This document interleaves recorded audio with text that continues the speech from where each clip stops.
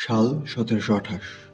বাংলায় সবে ইংরেজ বণিকদের দৌরাত্ম্য শুরু হচ্ছে এবং বাংলাতে শিল্প সংস্কৃতির প্রসার বিস্তৃত হচ্ছে।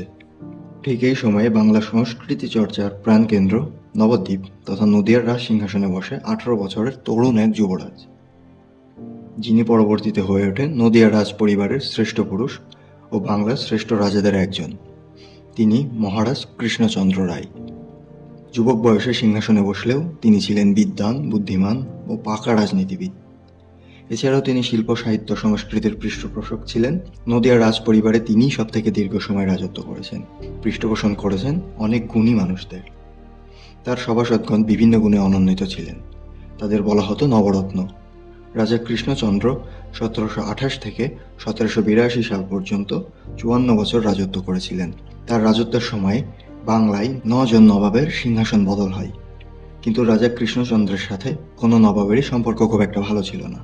রাজা কৃষ্ণচন্দ্র খুবই রাজনৈতিক কূটকৌশলী একজন ব্যক্তি ছিলেন, কিন্তু বাংলার এই সিংহ পুরুষের নাম আজও পলাশীর বিশ্বাসঘাতকদের তালিকায় রয়ে গেছে। এ বিষয়ে বিস্তারিত বলার আগে জেনে নেওয়া যাক নদিয়া রাজ পরিবারের পূর্বের কিছু ইতিহাস।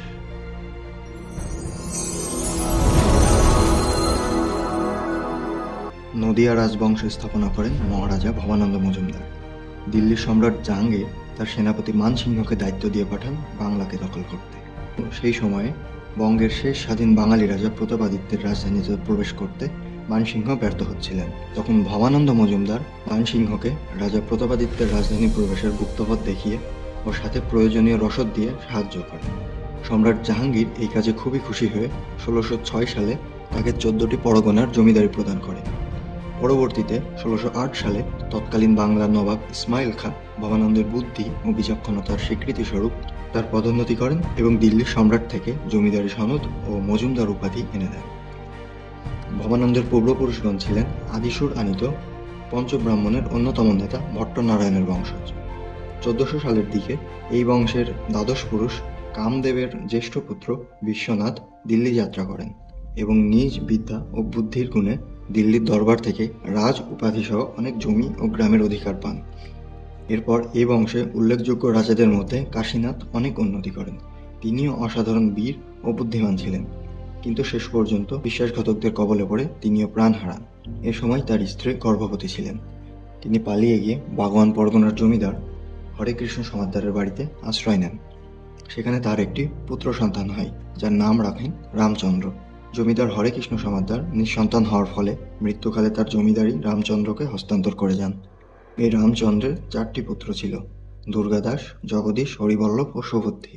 এই দুর্গাদাসই পরে ভবানন্দ মজুমদার নামে অভিহিত হয়। ভবানন্দ দিল্লি সম্রাটের উপহার ও সম্পত্তি পেয়ে বর্তমান নদিয়ার মাটিয়ারি নামক স্থানে নিজের রাজধানী স্থাপন করেন। তিনি ১৬২৮ সাল পর্যন্ত রাজত্ব করেন। এরপর গোপাল রায় ১৬২৮ থেকে ১৬৩২ সাল পর্যন্ত এবং তার পুত্র রাঘব রায় ১৬৩২ থেকে ১৬৮৩ সাল পর্যন্ত রাজত্ব করেন। তার পুত্র রুদ্র রায় ১৮৮৩ সালে নদিয়ার সিংহাসনে বসেন। রাজা রুদ্র রায় নদিয়াতেই নবদ্বীপ ও শান্তিপুরের কাছের একটি জনপদ রেউই গ্রামে তার রাজধানী স্থানান্তর করেন। সেখানে তিনি রেউই নাম পরিবর্তন করে ভগবান শ্রীকৃষ্ণের নাম অনুসারে কৃষ্ণনগর নামকরণ করেন। রাজা রুদ্র রায় অনেক জনকল্যাণমূলক কাজ করেন। সম্রাট আওরঙ্গজেব তার উপর অনেক সন্তুষ্ট হয়ে বেশ কয়েকটি নতুন পরগনা উপহার দেন। রাজা রুদ্র রায় দিল্লি থেকে স্থপতিদের এনে কৃষ্ণনগর রাজবাড়ির কাছারি, পুজোর দালান সহ বেশ কিছু ভবন নির্মাণ করেন। এরপর রঘুরাম রায় রাজত্ব করেন ১৭১৫ থেকে ১৭২৮ সাল পর্যন্ত। তার মৃত্যুর পর তার পুত্র কৃষ্ণচন্দ্র রায় ১৮ বছর বয়সে সিংহাসনে বসেন। সে সময় রাজ্যের পরিধি ছিল ৩,৪৫০ ক্রোশ বা ১৫,৪০০ বর্গমাইল, যেটি ৮৪টি পরগনার সমন্বয়ে গঠিত ছিল। মহারাজ কৃষ্ণচন্দ্রের পুরো রাজ উপাধি ছিল অগ্নিহোত্রী বাজপেয়ী শ্রীমান মহারাজ রাজেন্দ্র কৃষ্ণচন্দ্র রায়। প্রায় ২০ লক্ষ টাকা খরচ করে তিনি অগ্নিহোত্রী ও বাজপেয়ী যজ্ঞ করেন। লর্ড ক্লাইভ মুঘল সম্রাট বাহাদুর শাহের থেকে মহারাজ উপাধি এনে দেন। মহারাজ কৃষ্ণচন্দ্র রায়ের রাজত্বকালে বাংলায় রাষ্ট্রবিপ্লব, প্রাকৃতিক দুর্যোগ, বর্গী হামলা তার রাজ্য ও প্রাণের উপর হুমকি হয়ে দাঁড়িয়েছিল, কিন্তু নির্ভীক পরাক্রমশালী রাজা তার প্রধার বুদ্ধির বলে বারবার সমস্ত বিপদ প্রতিরোধ করতে সক্ষম হয়েছিলেন। মহারাজা কৃষ্ণচন্দ্র যখন সিংহাসনে বসেন, ঠিক তার আগের বছর অর্থাৎ ১৭২৭ সালে বাংলার নবাব মুর্শিদ কুলি খাঁর মৃত্যু হলে সরফরাজ খান বাংলা সিংহাসনে বসেন, কিন্তু মুর্শিদ কুলি খাঁর জামাতা সুজাউদ্দিন সরফরাজকে সিংহাসনচ্যুত করে নিজেই সিংহাসন আরোহণ করেন। কথিত আছে রাজা কৃষ্ণচন্দ্রের পিতা রঘুনাথ কোনো এক কারণে তার ভাই রামগোপালকে উত্তরাধীন মনোনীত করে যান। কৃষ্ণচন্দ্র এতটাই কৌশলী ছিলেন যে পথের মধ্যে রামগোপালকে তামাক সেবনে নিরত রেখে নিজে দরবারে উপস্থিত হন এবং নবাবের থেকে জমিদারি ফরমান নিয়ে আসেন। আমি একেবারে হাতে নাতে প্রমাণ পেয়ে গেছি। কি প্রমাণ জাহাপনা? তোমার মতন রসগোল্লা লোভী আর অপদার্থ লোকের রাজ্য চালানোর কোনো অধিকারই নেই। আজ থেকে কৃষ্ণনগরের রাজা হবে কৃষ্ণচন্দ্র। আর আমি? তুমি হবে প্রজা। বোঝো বোঝো এবার কেমন মজা। জাহাপনা, জাহাপনা আর একবার একটু ভাবুন জাহাপনা, আমাকে এত বড় শাস্তি দেবেন না। না না না, যা ভাবার আমি সব ভেবে ফেলেছি। এবার যাও, সুসুর করে কৃষ্ণনগরে ফিরে গিয়ে নিজের হাতে কৃষ্ণচন্দ্রকে রাজমুকুট পরিয়ে দাও। কি হবে এবার? রাজা কৃষ্ণচন্দ্র অসাধারণ মেধাবী ছিলেন। সংস্কৃত, ফার্সি সহ বেশ কিছু ভাষায় তিনি দক্ষতা অর্জন করেন। তিনি তার পদের উপযুক্ত বিদ্যা ও নীতি শিক্ষা অর্জনে সক্ষম হয়েছিলেন। তিনি কালিদাস সিদ্ধান্ত নামক পণ্ডিতের থেকে শাস্ত্র ও মোজাফফর হোসেনের কাছ থেকে অস্ত্র শিক্ষা লাভ করেন। মোজাফফর হোসেন ছিলেন নবাব মুর্শিদ কুলি খাঁর ভাগ্নে। 1739 সালে সুজাউদ্দিন খাঁর মৃত্যু হলে সরফরাজ পুনরায় নবাব হন। আলীবর্দী খান তাকে হত্যা করে নিজে সিংহাসনে বসেন। এ সময় বাংলায় বর্গীদের আক্রমণ শুরু হয়। বর্গী হামলায় সমস্ত বাংলা জুড়ে প্রচুর লুটপাট চলতে থাকার কারণে নবাবের কাছ থেকে কোনো অঞ্চল থেকে ঠিকমতো খাজনা আসতো না। তখন এই খাজনার ঘাটতি মেটানোর জন্য নবাব অন্য রাজ্যগুলি দিয়ে জোর দিতে থাকেন। কৃষ্ণনগরও বর্গী হামলা থেকে বাদ যায়নি। তবুও নবাব আলীবর্দী খাঁ রাজা কৃষ্ণচন্দ্রকে 12 লক্ষ টাকা খাজনা দিতে বলেন। রাজা কৃষ্ণচন্দ্র তার দেওয়ান রঘুনন্দের সহায়তায় খাজনা মেটাতে পারলেও 1742 সালে তিনি খাজনা পরিশোধ করতে ব্যর্থ হয় নবাবের কারাগারে বন্দী হন। বর্গী হামলা শেষ হতে না হতে তিনি আবারও খাজনার দেন নবাবের কাছে বন্দী হন। তিনি অনেকবার মুর্শিদাবাদে বন্দী হলেও নবাব আলীবর্দী খাঁ তাকে সম্মান জানিয়ে ধর্মচন্দ্র উপাধি প্রদান করেছিলেন। বর্গী হামলাকে প্রতিহত করার জন্য তিনি শিবনিবাস নামক স্থানে অস্থায়ী রাজধানী স্থাপন করেছিলেন। 1756 সালে আলীবর্দী খাঁর মৃত্যু হলে বাংলার নবাব হন সিরাজউদ্দৌলা। সিরাজউদ্দৌলার সাথে রাজা কৃষ্ণচন্দ্রের সুসম্পর্ক ছিল না। রাজধানী মুর্শিদাবাদে যখন ইংরেজদের সহায়তায় নবাবকে সিংহাসনচ্যুত করার পরিকল্পনা চলছে, তখন রাজা কৃষ্ণচন্দ্র নবাবের বিরুদ্ধে ষড়যন্ত্রকারীদের পক্ষ নিলেন এবং তার আশেপাশের 6টি রাজ্যকে বুঝিয়ে নিজের পক্ষে আনতে সক্ষম হন। মহারাজ কৃষ্ণচন্দ্র অনুমান করেছিলেন বাংলায় পুনরায় হিন্দু শাসন প্রত্যাবর্তনের এটা সুবর্ণ সময়। তিনি ইংরেজদের সাথে বন্ধুত্ব স্থাপন করেন। লর্ড ক্লাইভের সাথে তার এতটাই সুসম্পর্ক ছিল যে পলাশী যুদ্ধ ময়দানে যাওয়ার সময় লর্ড ক্লাইভ কৃষ্ণনগর রাজপ্রাসাদে বিশ্রাম গ্রহণ করেছিলেন। 1757 সালে সিরাজউদ্দৌলা পতনের পর লর্ড ক্লাইভ রাজা কৃষ্ণচন্দ্রকে মহারাজা উপাধি দেন। মীর জাফর বাংলার নবাব হলেও ক্ষমতা চলে যায় ব্রিটিশ কোম্পানির হাতে। এরপর 1760 সালে মীর কাসিম নবাব হন। তিনি রাজা কৃষ্ণচন্দ্র ও তার বড় পুত্র শিবচন্দ্রকে মুঙ্গের কারাগারে বন্দী করেন এবং মৃত্যুদণ্ডের আদেশ দেন। কিন্তু ইংরেজদের সহায়তায় তিনি ও তার পুত্র ছাড়া পান। ইংরেজরা রাজা কৃষ্ণচন্দ্রকে রাজধানী রক্ষার জন্য 12টি কামান উপহার দেন। এরপর পর্যায়ক্রমে আরও 3 জন নবাব বাংলার সিংহাসনে বসলেও প্রধান ক্ষমতা ছিল ইস্ট ইন্ডিয়া কোম্পানির হাতে। তারপর থেকে নবাবদের সাথে রাজা কৃষ্ণচন্দ্রের আর কোনো সংঘাতের তথ্য পাওয়া যায়নি। এত রাজনৈতিক পটবদল ও কূটকৌশলতার পরেও মহারাজ কৃষ্ণচন্দ্র ছিলেন সাহিত্যপ্রেমী ও শিল্পানুরাগী। ভারতবর্ষের বিভিন্ন প্রান্তের গুণী ব্যক্তিরা তার সভাসদ ছিলেন।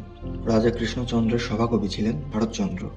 মহারাজ কৃষ্ণচন্দ্র রায় তাকে রায়গুণাকর উপাধি দান করেন। এছাড়াও কবি রামপ্রসাদ সেনকে তিনি জমি ও মাসোহারার বন্দোবস্ত করে দেন। সভাকবি ভারতচন্দ্রের লেখা থেকে যাদের উল্লেখ পাওয়া যায় তারা হলেন রাজজ্যোতিষী অনুকূল বাচস্পতি, প্রধান রাজবৈদ্য গোবিন্দরাম রায়, পণ্ডিত কালিদাস সিদ্ধান্ত, কন্দর্প সিদ্ধান্ত, কৃষ্ণ মুখোপাধ্যায়, মুক্তিরাম মুখুর্জ, জগন্নাথ তর্ক পঞ্চানন, শঙ্কর তরঙ্গ, হরহিতরাম। ভারতচন্দ্র রায়গুণাকর যখন সভাকবি নিযুক্ত হন তখন এনারাই কৃষ্ণচন্দ্রের পারিষদ ছিলেন। এছাড়াও বানেশ্বর বিদ্যালঙ্কার, কৃষ্ণানন্দ বাচস্পতি, হরিরাম তর্ক সিদ্ধান্ত সহ বেশ কিছু গুণী লোকের উল্লেখ পাওয়া যায়। তবে এদের সবাই যে একই সময়ে সপারিষদ ছিলেন সেটা ঠিকভাবে বলা যায় না। মহারাজ কৃষ্ণচন্দ্র দীর্ঘ 54 বছর রাজত্ব করেছিলেন। এর মধ্যে অনেক সভাসদের পরিবর্তন ঘটেছে। তাই মহারাজ কৃষ্ণচন্দ্রের নবরত্ন যে নির্দিষ্ট 9 জনই ছিলেন তা স্পষ্টভাবে বলা যায় না।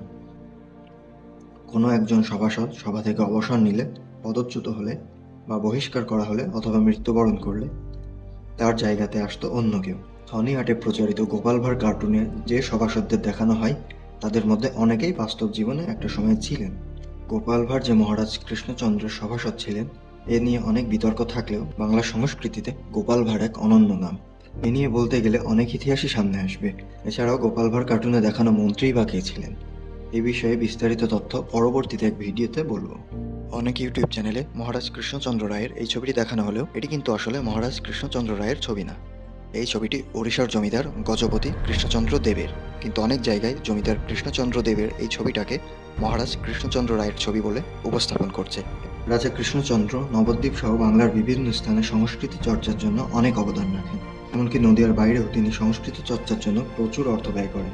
নদিয়াতে অনেক টোল স্থাপন, করমুক্ত জমি প্রদান সহ বিদেশি ছাত্রদের জন্য তিনি 200 টাকা মাসোহারা প্রদানের ব্যবস্থা করেন। মহারানী ভবানীও সে যুগে সংস্কৃত চর্চার পৃষ্ঠপোষকতা করেন। মহারাজা কৃষ্ণচন্দ্রের পৃষ্ঠপোষকতায় বাংলা সঙ্গীতেও খুব প্রসার ঘটেছিল। 18 শতকের প্রথম দিকে মুঘল সাম্রাজ্য ভেঙে পড়া শুরু করলে মুঘল দরবার ও রাজ্য থেকে জ্ঞানী গুণী ধনাঢ্য ব্যক্তিরা বিভিন্ন স্থানে ভাগ্যান্বেষণে আসেন। এদের মধ্যে কয়েকজন রাজা কৃষ্ণচন্দ্রের রাজসভায় স্থান লাভ করেন। রাজার উদ্যোগেই কৃষ্ণনগরে মৃৎশিল্পের উন্নতি ও প্রসার ঘটে। জগদ্ধাত্রী পুজো শুরুও হয় মহারাজ কৃষ্ণচন্দ্রের হাত ধরেই। প্রচলিত কাহিনী অনুসারে 1754 সালে রাজকর পরিশোধ করতে ব্যর্থ হয় আলীবর্দী খান রাজা কৃষ্ণচন্দ্রকে কারাগারে বন্দী করেন। যখন তিনি কারাগার থেকে মুক্ত হন তখন দুর্গোৎসব প্রায় শেষ। নৌকায় নিজের প্রাসাদে ফেরার সময় মহারাজ বুঝতে পারলেন সেদিনই বিজয় দশমী। পুজো সম্পন্ন করতে না পারায় তিনি অত্যন্ত দুঃখিত হন। পথক্লান্তে নৌকাতেই ঘুমিয়ে পড়েন এবং তখন স্বপ্ন দেখলেন রক্তবর্ণ চতুর্ভুজা কুমারী দেবী তাকে আদেশ দিলেন কার্তিক মাসের শুক্লা নবমী তিথিতে তার পূজা করতে। এখান থেকেই কৃষ্ণনগরে দেবী জগদ্ধাত্রীর পূজা শুরু হয়। তবে জগদ্ধাত্রী পুজো নিয়ে আরেকটি কাহিনীও প্রচলিত আছে। ভিডিওর প্রথম দিকে যেটা বলেছিলাম, 1754 সালে নবাব মীর কাসিম রাজা কৃষ্ণচন্দ্র ও তার পুত্র শিবচন্দ্রকে ইংরেজদের বন্ধু সন্দেহে বন্দী করে মৃত্যুদণ্ডের আদেশ দেয়। রাজা কৃষ্ণচন্দ্র দূত মারফত এই খবর মীরতলার এক প্রসিদ্ধ তান্ত্রিক কালীশঙ্কর মৈত্রের কাছে প্রেরণ করেন। তখন তিনি কারাগারে দেবীর স্বপ্নাদেশ পান, যেখানে দেবী তাকে কারাগার থেকে মুক্তি লাভের প্রতিশ্রুতি দিয়েছিলেন। কিছুদিনের মধ্যে তিনি ও তার পুত্র মুক্তি পান। তারপর মহারাজ তান্ত্রিক কালীশঙ্কর মৈত্রের কাছে স্বপ্নে দেখা দেবী সম্পর্কে জানতে চান। তান্ত্রিক জানান এই দেবী স্বয়ং চণ্ডী। প্রাচীনকালে এই দেবীর পুজোর প্রচলন ছিল। মহারাজ খুব দ্রুত এই পুজোর আয়োজন করতে চাইলে তান্ত্রিক জানান কার্তিক মাসের শুক্লা নবমী তিথিতে এই পুজো করার বিধান আছে। মহারাজা কৃষ্ণচন্দ্র তখন সেই মতো সমস্ত আয়োজন করেন ও তান্ত্রিক কালীশঙ্করকে পুজোর দায়িত্ব দেন। চন্দননগরে মহারাজের বন্ধু ইন্দ্রনারায়ণ চৌধুরীও কিছু বছর পর থেকে এই পুজো আরম্ভ করেন। ব্যক্তিগত জীবনে রাজা কৃষ্ণচন্দ্রের মধ্যে প্রাচীন মহারাজা বিক্রমাদিত্যের সাথে কিছু মিল খুঁজে পাওয়া যায়। রাজা বিক্রমাদিত্যের রাজসভার মতো মহারাজ কৃষ্ণচন্দ্রের রাজসভাতেও নবরত্নের দেখা পাওয়া যায়। এছাড়াও মহারাজ কৃষ্ণচন্দ্র অনেক আমোদ প্রমোদেও থাকতেন। তার 2 জন রানী ছিলেন। বড় রানীর 5 জন পুত্র ও ছোট রানীর 1টি পুত্র সন্তান ছিল। বড় রানীর বড় ছেলে শিবচন্দ্রকে মহারাজ উত্তরাধিকারী ঘোষণা করেন এবং অন্যান্য পুত্রদের তিনি 40,000 টাকা মাসোহারার বন্দোবস্ত করে দেন।